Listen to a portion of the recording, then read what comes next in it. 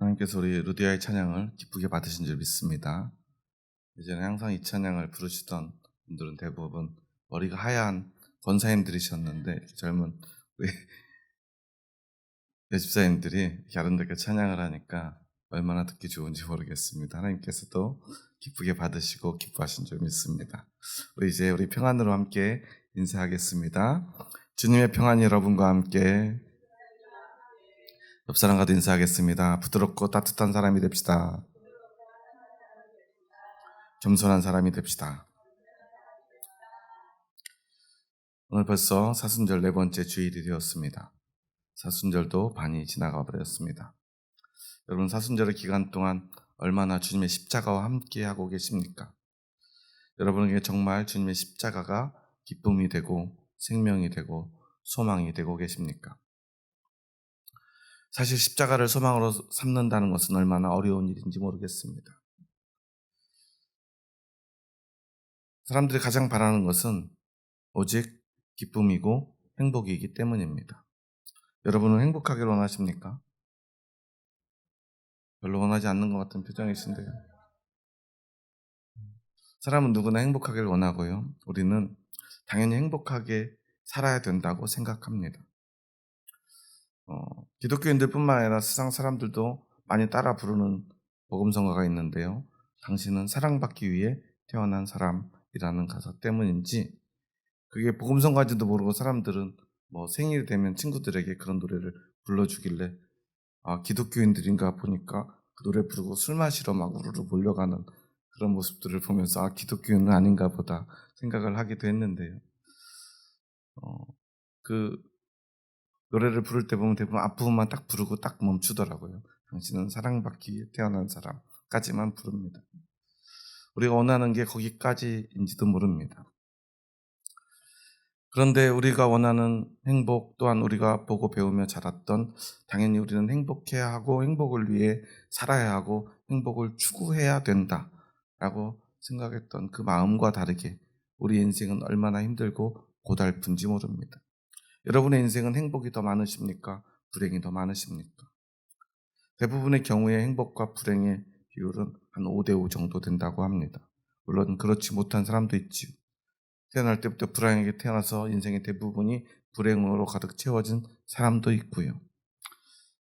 사람들이 속된 말로 금수저를 물고 태어나서 태어날 때부터 오직 행복하게만 살아가는 사람도 있을지 모르겠습니다. 그럼에도 불구하고 인생의 대부분은 불행하다는 생각으로 가득 채워져 있음을 우리는 인정하지 않을 수 없는데요. 예전에 한 방송에서 배우 박신양 씨가 인터뷰를 하면서 자신의 이야기를 하는 걸 본 적이 있는데요. 자신이 러시아에 유학을 갔을 때 너무나 힘이 들고 자신의 인생이 불행하다고 느껴져서 자기에게 러시아어를 가르쳐준 선생님에게 매일 선생님, 나는 왜 이렇게 힘든지 모르겠어요. 내 인생은 왜 이렇게 힘든지 모르겠어요. 또 이 말을 하니까 그 선생님이 시가 적힌 책을 하나 이렇게 추천해 주더래요. 그 책을 한번 꼭 읽어보라. 그런데 그 책을 읽고 충격을 받았대요. 그 책의 내용은 당신의 인생이 왜 힘들지 않아야 한다고 생각하십니까? 라는 내용이었기 때문이래요.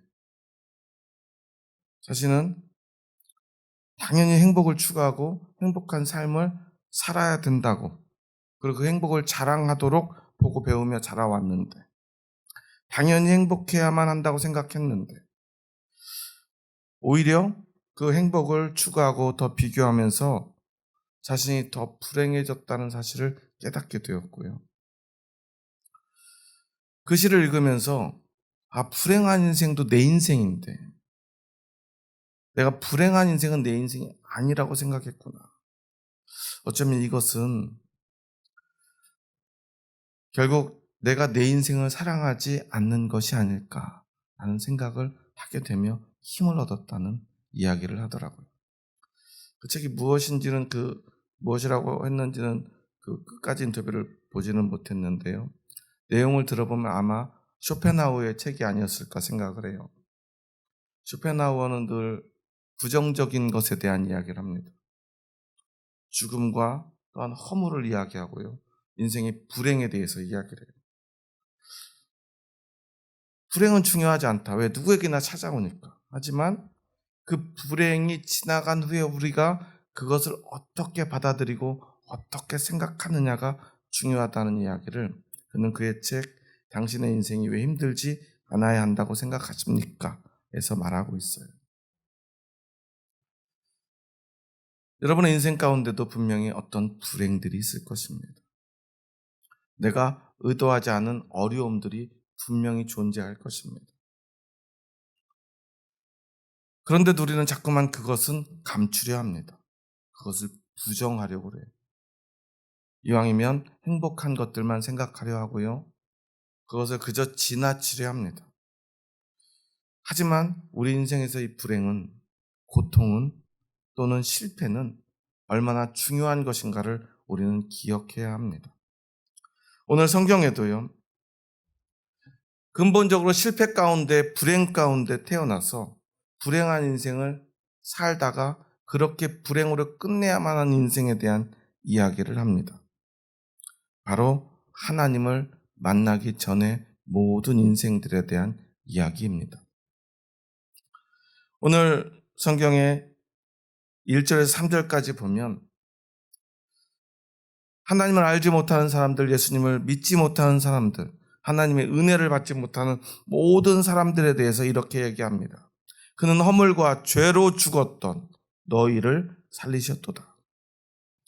그때 너희는 그 가운데서 행하여 이 세상 풍조를 따르고 공중의 권세 잡은 자를 따랐으니 곧 지금 불순종의 아들들 가운데서 역사하는 영이라. 전에는 우리도 다 그 가운데서 우리 육체의 욕심을 따라 지내며 육체와 마음에 원하는 것을 하여 다른 이들과 같이 본질상 진노의 자녀이었더니 라고 말해요.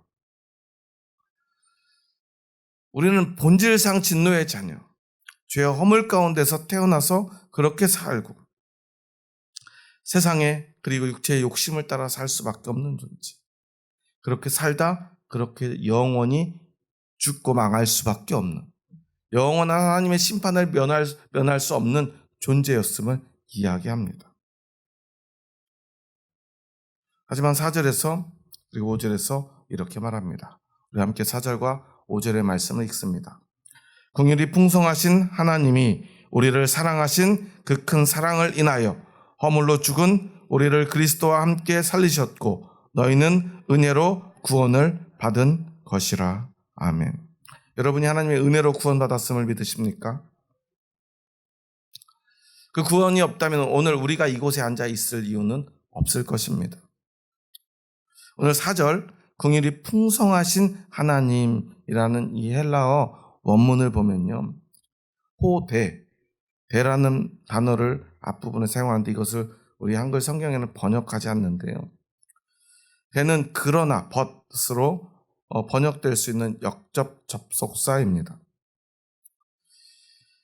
이 앞에서 그렇게 우리는 죄 가운데 태어나서 죄 가운데 살다가 죄 가운데서 죽을 수밖에 없는 인생인데 그러나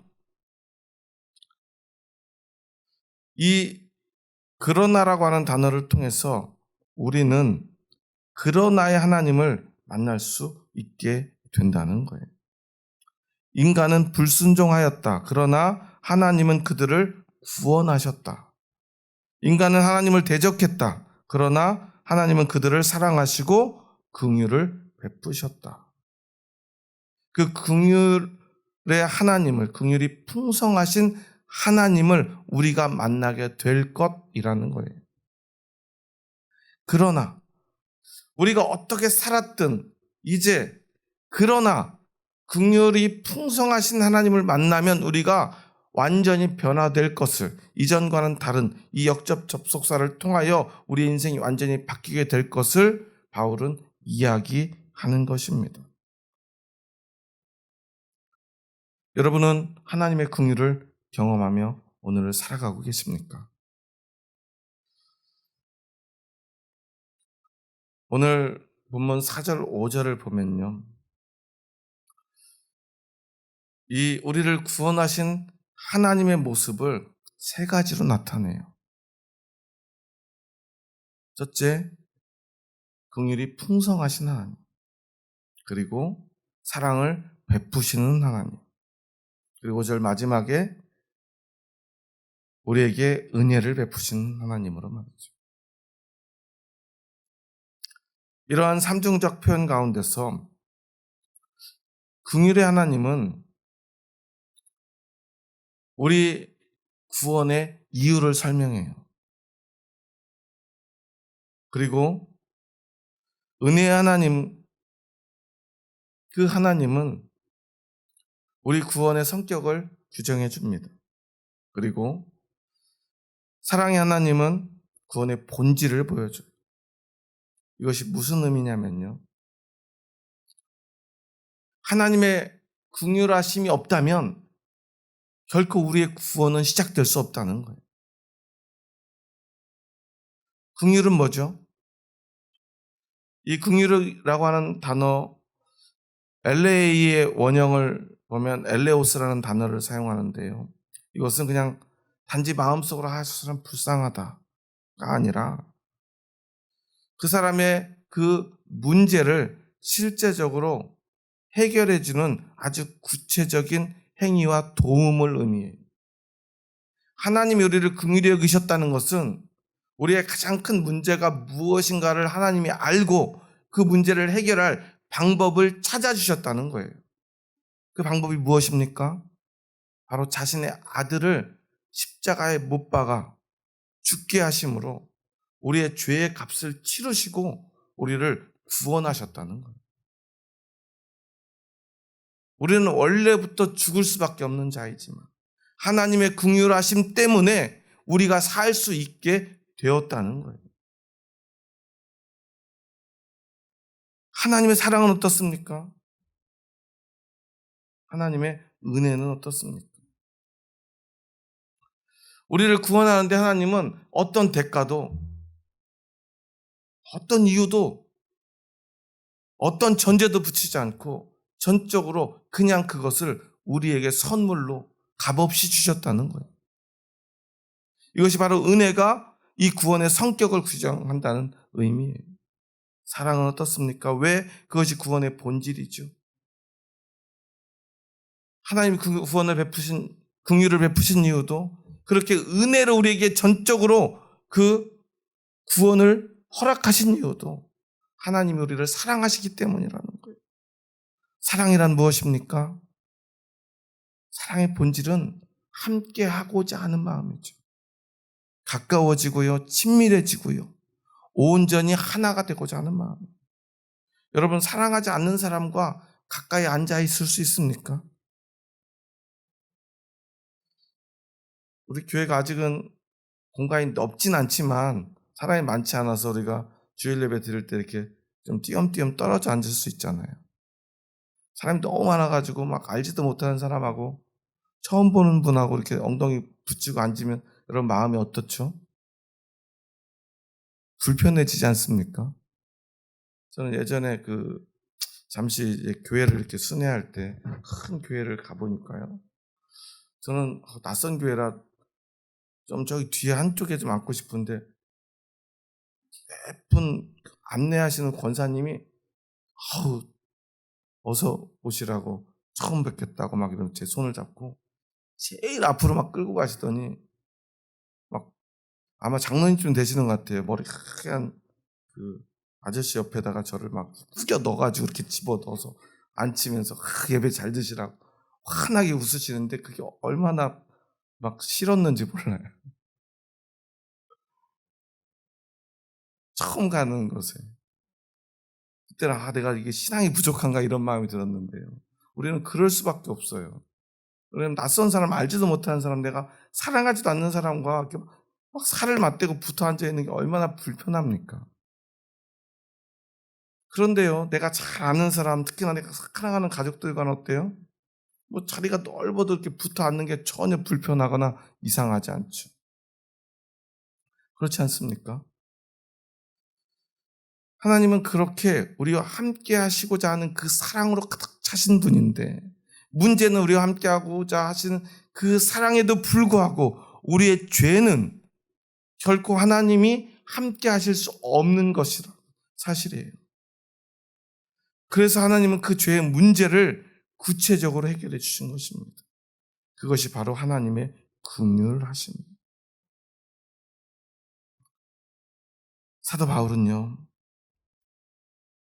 불순종한 인간, 죄 가운데 태어나서 죄 가운데 살다가 그렇게 죄 가운데 죽는 그 인간을 하나님께서 구원하신 이유가 바로 이 긍휼하심 때문이라고 계속해서 이야기하는 것입니다.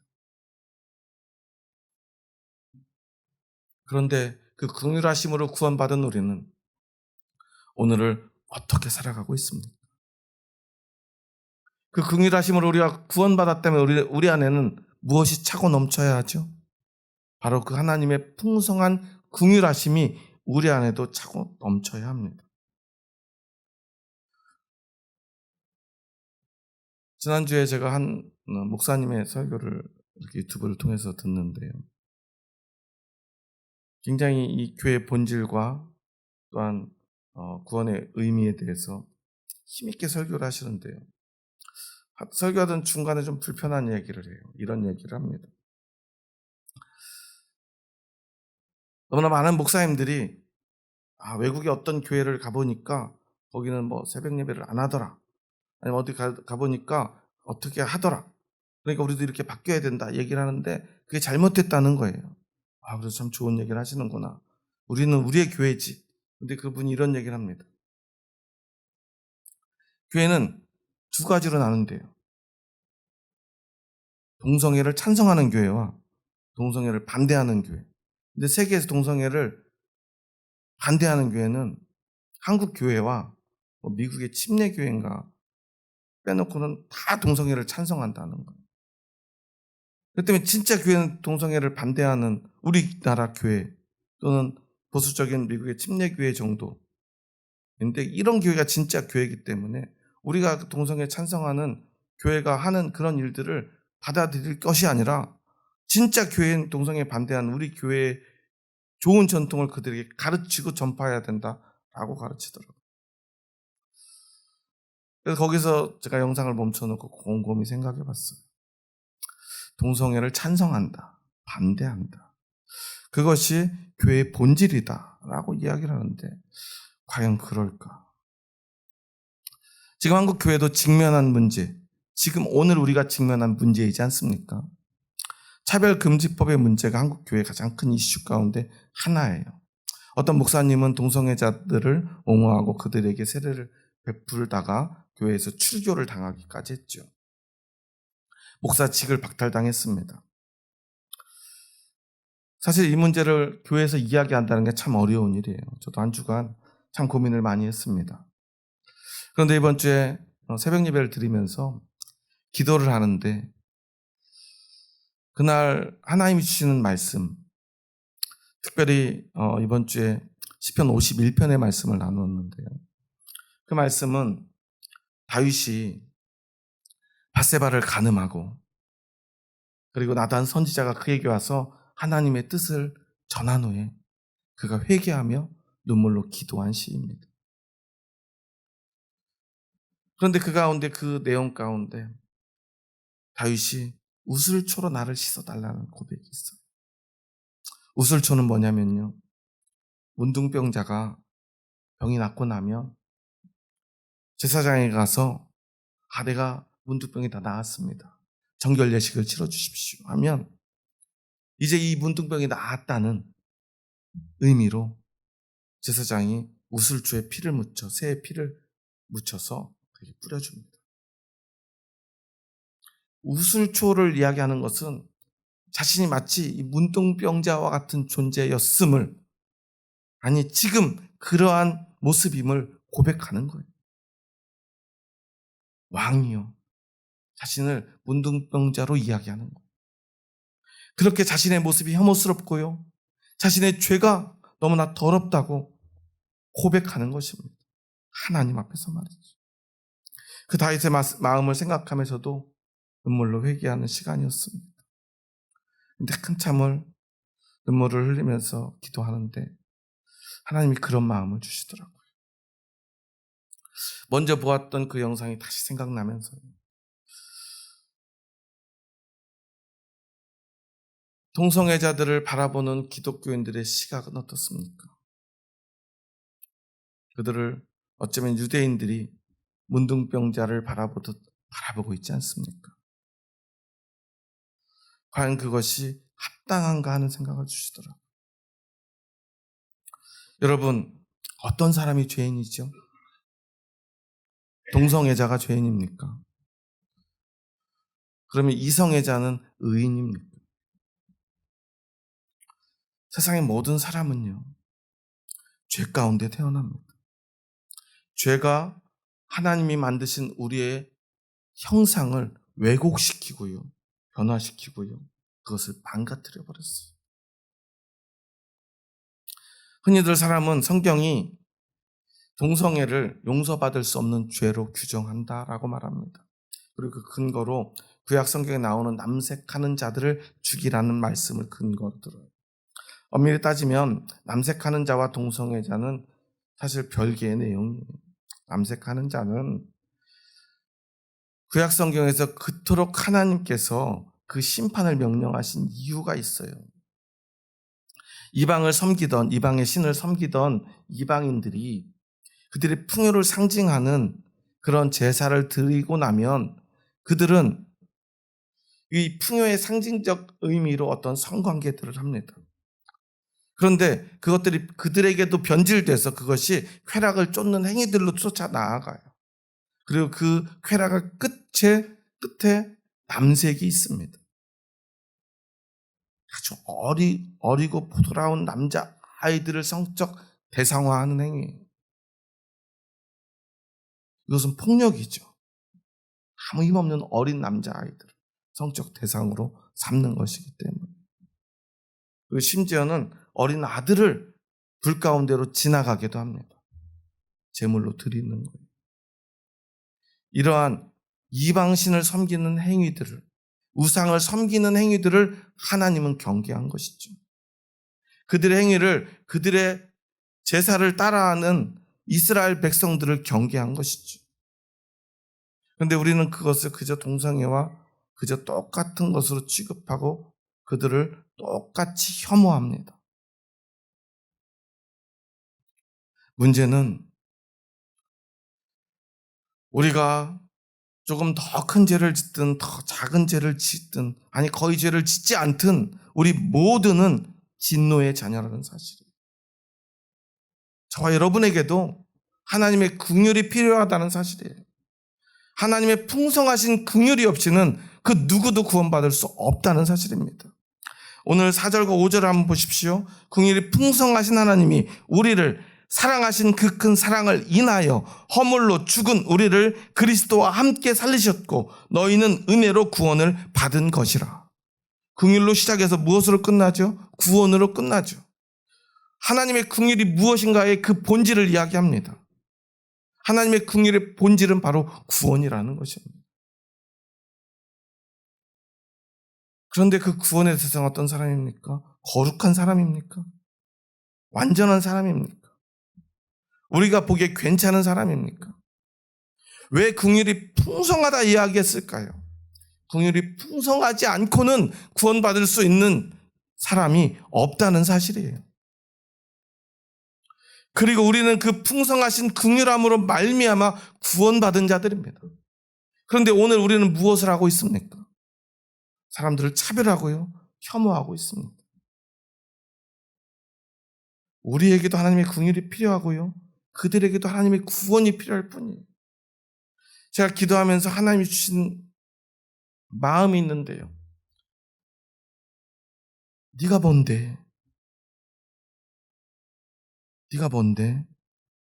동성애를 찬성하고 반대하느냐라고 말씀하시더라고요. 우리가 뭘 찬성하고 무엇을 반대할 수 있습니까?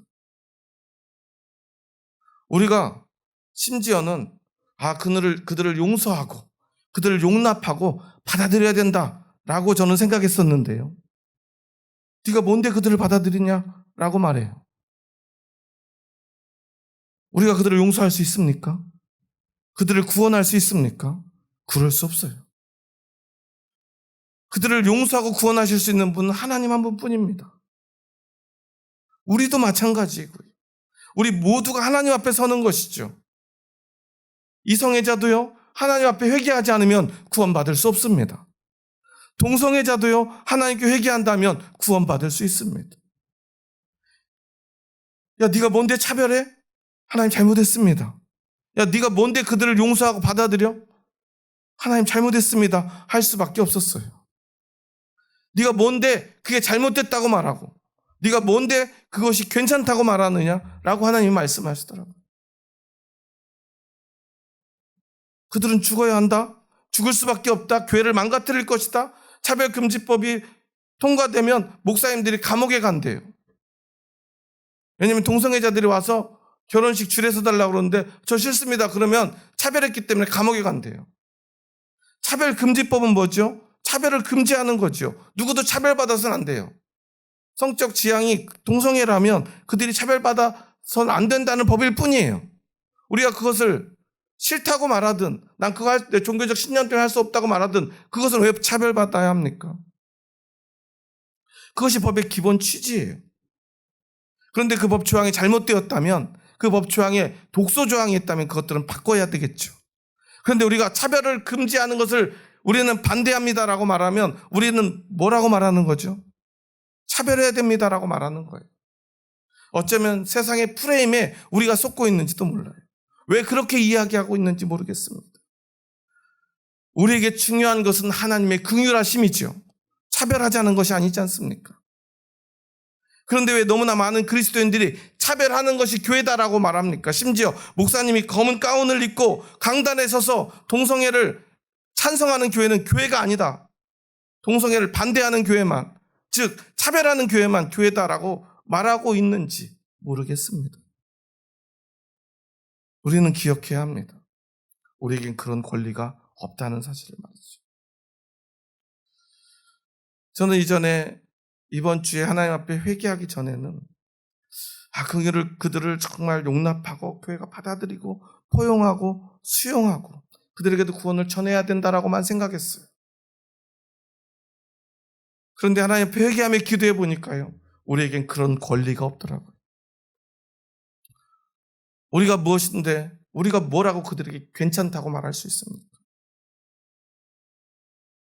그들도 하나님 앞에 회개해야 합니다. 그런데 더 중요한 것, 우리는 그것을 잊지 말아야 되는데 우리도 회개해야 됩니다. 하나님 앞에 회개하는데요, 다른 생각이 들지 않아요. 네가 회개해야지. 네가 뭔데 또한 그들이 회개할 기회를 뺐니? 차별해서는 안 되지만 그들도 또한 회개해야 되지 않니? 누구라도 회개해야 합니다. 누구에게라도 하나님의 긍휼하심이 필요합니다. 예수 그리스도의 십자가의 은혜가 아니고는 그 누구도 구원받을 수 없는 것이죠. 우리가 뭔데 찬성하고 반대합니까? 그들이 성적으로 왜곡되었다면 그것은 죄의 결과일 뿐입니다. 그러면 이성애자들인 우리들의 모습은 왜곡되지 않았습니까? 우리들도 왜곡되었습니다. 왜냐하면 죄가 우리를 다스리고 있기 때문입니다. 하나님의 형상을 우리는 잃어버렸습니다. 그것을 회복할 길은 오직 하나뿐입니다. 바로 예수 그리스도의 십자가의 은혜입니다. 우리가 괜찮아서가 아닙니다. 그들이 잘못되어서가 아닙니다. 우리 모두는 다 잘못되었지만 오직 그리스도의 은혜가 하나님의 풍성한 긍휼하심이 되어 우리를 구원하는 것뿐입니다. 우리를 회복시키는 것뿐입니다. 다른 사람이 잘못된 것, 나보다 더 크게 잘못되었다라고 생각되는 그 무엇을 바라보며 그들을 비웃고 차별하고 혐오하는 것이 아니라 크든 작든 우리 모두가 왜곡되었고 죄 가운데 있고 우리는 근원적으로 본질상 진노의 자녀임을 인정하는 것이 중요하죠. 다윗은 하나님이 기름 부어 세운 왕임에도 불구하고 자신을 문둥병자와 같이 취급합니다. 그것이 진정한 회개입니다. 오늘 우리 한국 교회에게 문둥병자는 어쩌면 동성애자들인지도 모릅니다. 우리는 문둥병자들을 혐오했던 바리새인들을 혐오하지 않습니까? 그런데 왜 오늘 우리는 그와 같은 길을 가고 있습니까? 하나님의 긍휼하심을 따라야 되지 않겠습니까? 긍휼하심을 힘입어야 되지 않겠습니까? 우리 모두에게 말입니다. 하나님의 긍휼하심 뿐임을 우리는 잊지 말아야 합니다. 그래서 우리에게 너무나 익숙한 말씀을 하나님은 주시는데 우리 8절 9절 말씀을 함께 읽습니다. 너희는 그 은혜에 의하여 믿음으로 말미암아 구원을 받았으니 이것은 너희에게서 난 것이 아니요 하나님의 선물이라. 행위에서 난 것이 아니니 이는 누구든지 자랑하지 못하게 함이라. 우리가 누군가를 차별하고 혐오하며 그들에게 가능성이 없다고 말한다면 그것은 우리의 행위를 자랑하는 것이 됩니다. 우리는 그럴 만하다 생각하고 그들은 그럴 수 없다 생각하는 것입니다. 그리고 우리가 그들을 이미 찬성과 반대로 심판해버린다면 우리가 하나님이 되는 것입니다. 우리는 하나님의 자리에 서서는 안 됩니다. 하나님 앞에서 그 긍휼하심을 구할 뿐입니다. 여러분은 무엇을 회개하십니까? 하나님, 저 사람의 죄를 회개해 주십시오. 저 사람은 저보다 더 나쁜 사람입니다. 저 사람의 죄를 회개합니다. 우리는 그렇게 기도해야 됩니까? 그러한 모습을 예수님이 얘기하신 적이 있죠. 바리새인과 제사장과 또한 하나님 바라보지도 못하고 가슴을 치며 땅만 쳐다보면서 나는 죄인입니다 고백했던 세리의 모습, 예수님은 그것을 비교하지 않았습니까? 바리새인 뭐라고 말하죠? 저는 저 세리와 같이 죄인도 아닙니다. 민족을 팔아먹지도 않았습니다. 저는 날마다 기도했고 저는 열심히 헌금했고 하나님만 섬겼습니다. 두 손을 높이 들고 기도하지 않습니까? 그것이 오늘 한국 교회의 모습인지도 모릅니다. 우리만이 참된 교회라고 외치고 있는 것인지도 모릅니다. 그것은 교만일 뿐입니다. 회개는 어떠해야 합니까? 회개는 오직 나를 향해야 합니다. 나의 죄를 회개하는 것이죠. 평생 태어나서 그 생명이 다하는 순간까지 회개해도 우리의 회개는 부족할지 모릅니다. 예수 그리스도의 십자가의 은혜가 없다면 말입니다. 하나님의 풍성하신 긍휼이 없다면 말입니다. 그런데 우리가 누구의 죄를 지적하고 있습니까? 누구를 향해 우리가 비난의 화살을 날리고 있습니까? 왜 하나님의 말씀이 분명히 우리 안에 있는데 왜 우리는 하나님의 말씀을 보지 않습니까? 왜 하나님의 음성에 귀 기울이지 않습니까? 왜 세상 사람들이 만든 프레임에 우리가 이리저리 흔들리고 있습니까?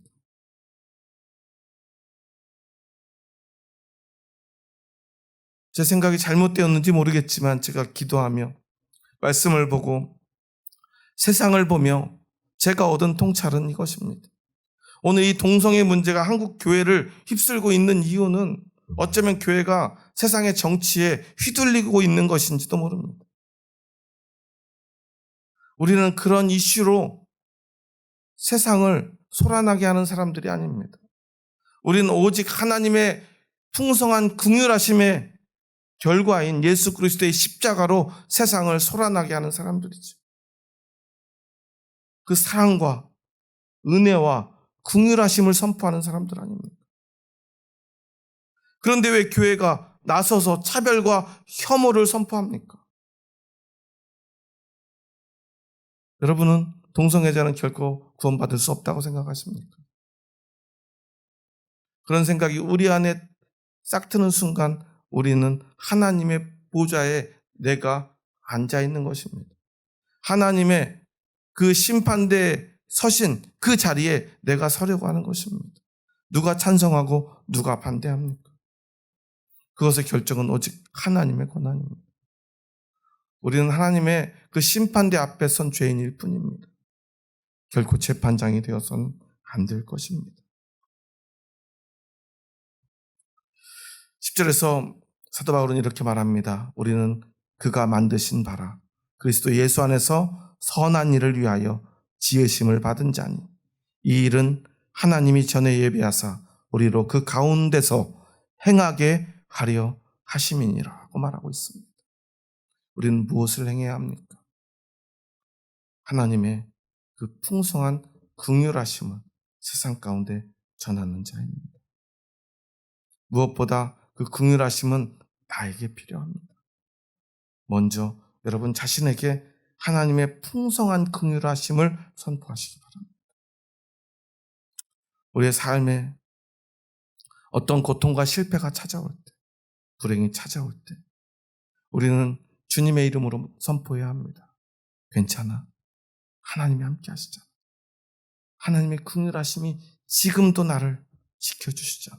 말할 수 있어야 합니다. 우리가 죄를 지을 때 또한 하나님의 긍휼하심 앞에 우리는 서서 그 긍휼하심을 힘입어 회개해야 합니다. 죄책감을 가지는 것이 아니라 회개해야 합니다. 하나님이 나를 긍휼하심으로 용서하신다고 약속하셨잖아. 그러니 내 부족함을 하나님께 고백해야지. 하나님은 이러한 죄 지은 나도, 다윗이 얘기했던 것처럼 문둥병자와 같은 나도 하나님은 용서하실 테니 용기 내서 하나님께 잘못했다고 말씀해야지 라고 선포하시기 바랍니다. 그리고 누군가 나보다 더 큰 죄인처럼 느껴지는 누군가가 있다면 내가 섣부르게 그들을 정죄하지도 말고, 그들을 감히 우리가 용서하지도 말고, 그들도 하나님의 긍휼 앞에 설 수 있도록 우리는 도와야 하는 것입니다. 그것이 우리가 할 수 있는 최선인 것입니다. 여러분, 그 하나님의 긍휼하심을 믿으십니까? 그것이 하나님의 은혜임을 믿으십니까? 하나님은 우리의 이러한 모습임에도 불구하고 우리를 사랑하심을 믿으십니까? 그렇다면 이제 오직 하나님의 긍휼하심으로 살아가시기 바랍니다. 오직 그 긍휼하심만 힘입으시기 바랍니다. 그리고 하나님의 긍휼하심의 그 풍성함을 기억하시기 바랍니다. 그래서 하나님의 긍휼하심은 풍성해야만 합니다. 나와 같은 죄인도 용서하셔야 하기 때문입니다. 하나님의 긍휼하심은 풍성하시기에 오늘 우리는 하나님 앞에 용서받을 수 있음을 확신할 수 있습니다. 하나님의 그 긍휼하심 앞에서 용서받지 못할 죄는 없습니다. 그가 진정으로 하나님 앞에 회개한다면 말입니다. 이것을 기억하며 오직 그 긍휼하심으로 살아가는 저와 여러분 될 수 있기를 주님의 이름으로 축원합니다. 한번 옆 사람 보면서 마지막으로 이렇게 인사하고 말씀을 마쳤으면 좋겠습니다. 한번 옆 사람 보면서 이렇게 인사하겠습니다. 하나님의 긍휼을 힘입읍시다. 날마다 회개하며 삽시다. 우리에게는 하나님의 긍휼이 필요합니다.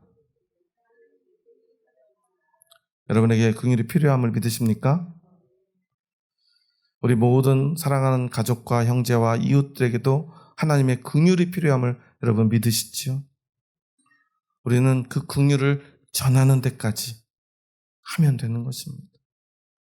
그 이상의 것을 지나친 책임감과 잘못된 종교적 열심으로 그것을 넘어서는 순간 우리는 더 큰 죄인이 될지도 모릅니다. 오직 하나님의 긍휼하심만을 생각하며 진심으로 회개하는 이 한 주간이 되었으면 좋겠습니다.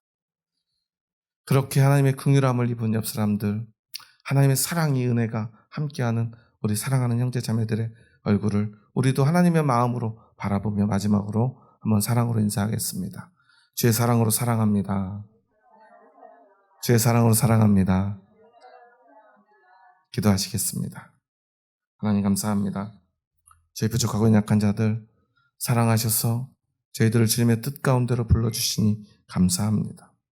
우리는 본질적으로 세상의 자녀, 진노의 자녀, 죄의 자녀였음을 고백합니다.